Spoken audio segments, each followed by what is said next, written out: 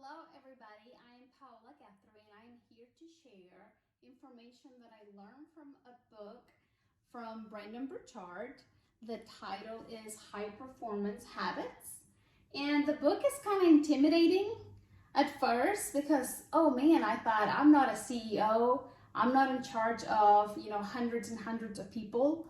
But I just heard that it was a good book to read at the beginning of the year.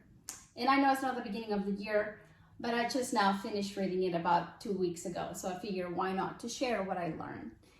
In his book, he talks about overachievers developing 6 habits that would allow them to move to the next level.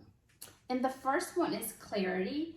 And clarity is just know who you are, know your identity, know your values. What values do you stand for? If we have clarity, it's easier for us to know where we're going. It's easier for us to know what path we're willing to take. So clarity and knowing our identity are very important for us to continue those overachieving habits. Because overachievers, we think we just have to be busy. We think we just have to be doing something. But sometimes we forget the purpose. So keep that in mind. If you're an overachiever, sometimes we're just hamsters on a wheel, like with not direction, because we don't know where we're at and what we want to do. So clarity is kind of like the first step. Then he talks about energy.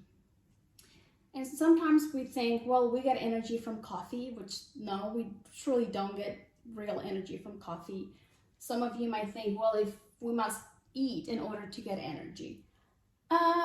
You in a way, but not really. Think of Thanksgiving and Christmas. After we eat, we're like so tired. So this type of energy that he's talking about is more like with intention.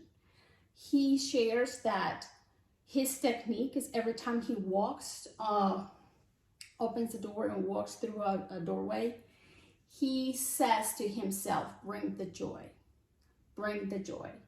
And if you meet him or if you get the opportunity to watch some of his videos, you can tell that he brings the joy. He's always smiling. He always just has a good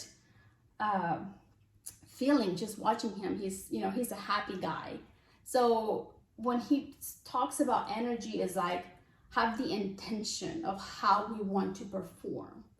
Or how are we going to have our next meal with our kids? What are our intentions? What energy are we going to bring to the table? Are we going to bring the stress from work? Are we going to bring the stress from a bad traffic? Or are we going to enjoy our meal even if our children spill the milk or spill the orange juice on the table while we're having a nice conversation? That's what he's talking about, like trying to have good techniques that will allow us to have the good energy whenever we are interacting with others. And he shares a technique that is called release tension to set intention. He says that every time he moves from, like if he's in a meeting and then he gets stressed out from the meeting, but then he has to go and do public speaking, then he says he does that technique where it's like he releases his stress by breathing so many times and releasing the oxygen and then setting the intention. How does he want to perform when he's public speaking? Or how is he going to perform when he goes back home? So he says it's a good technique for us to adopt. So every time we go from the gym to your house, and if between you got stressed out because of traffic, then he says, release your tension before you get home or right before you're about to walk in the door.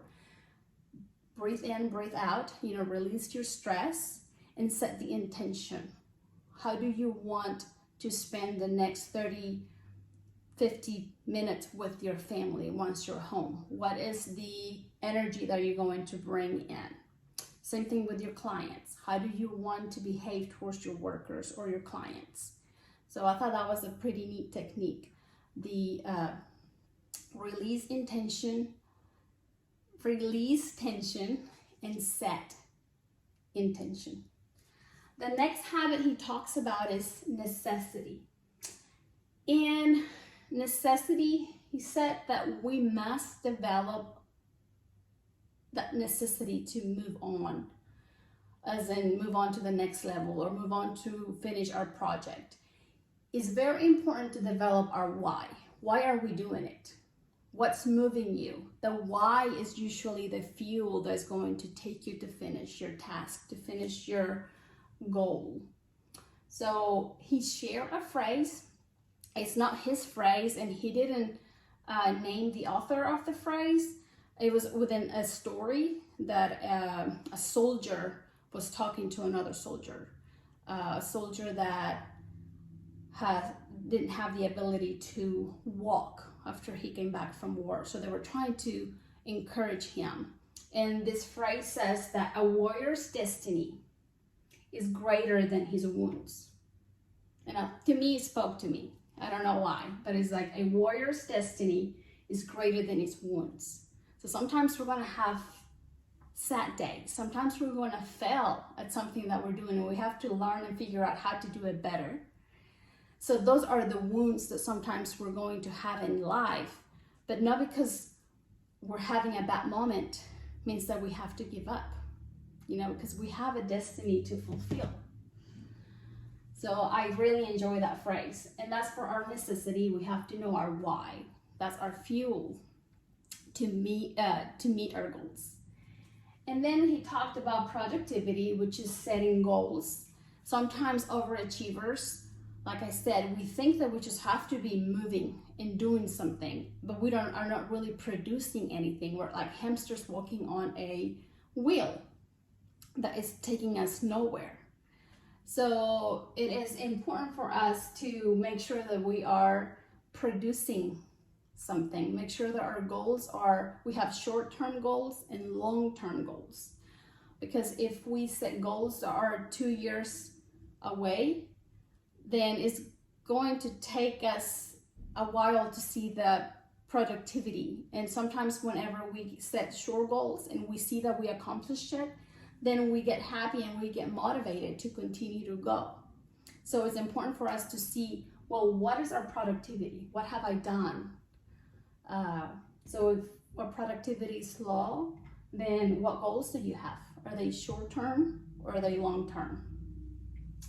Then he talks about influence. Influence, it's like helping others to think bigger. Influence is not letting our ego take over whenever we see somebody that is doing better than ourselves. But if they need our help and if they need our guidance, have the love and compassion and kindness to guide them. He shared a story about a CEO hiring this outstanding designer because he wanted the company to go to the next level. But then his ego got in the way, and then whenever she designed a product, then he's seen her tenacity. He's seen her abilities and how great she was. Well, he didn't really like it. He felt like she was trying to take over the company, that he's trying to steal his job, which she wasn't trying to do that. He just felt scared. So Brendon had the opportunity to coach him. And when Brendon asked him, well, who are those that have influenced you the most? And whenever he told Brendon, who were those who have influenced him the most, then Brendon asked the next question. He said, well, how did they influence you the most? And are you doing the same thing? Are you passing that down to others? Then he figured out that no, he wasn't doing a good job about influencing others. So I thought it was a good story to remind me that, don't let your ego knock in and take over. If there is someone out there that needs my help, that needs my guidance, to go ahead and help them as much as I can. Regardless of our age or how young the person is or how old the person is, here to share our love and compassion and kindness, and help them to think. Bear with my English. Help them to think bigger. And the last one, he talked about courage. Whew, courage. Courage is, to me, is the ability to dance with fear, like Tony Robbins says. Have the ability to dance with fear. Fear is with us every time we turn the news. Fear is with us every time we check social media sometimes. So it's not like we can hide and run away from fear. So let's take courage and make a difference. He says that it's easier to develop courage when we honor the struggle, when we know it's hard, but it's going to be rewarding, when we know that we're going to fail, but it doesn't mean we're going to stop right there. It's like we're going to learn, we're going to get up and want to try it again. That is courage. Courage, it's developed sometimes whenever we find someone to fight for. Sometimes we're able to do more things for the ones we love than for ourselves. Think as moms and parents, how we're willing to do more for our kids than we do for ourselves. So if you think you're lacking courage, find someone to fight for.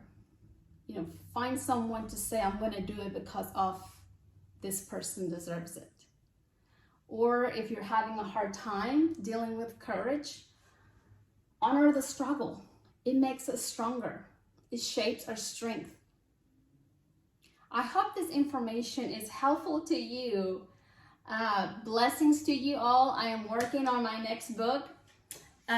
It's from Dr. Daniel Amen. So this will be my next video. Blessings to you all and have a great day. Take care.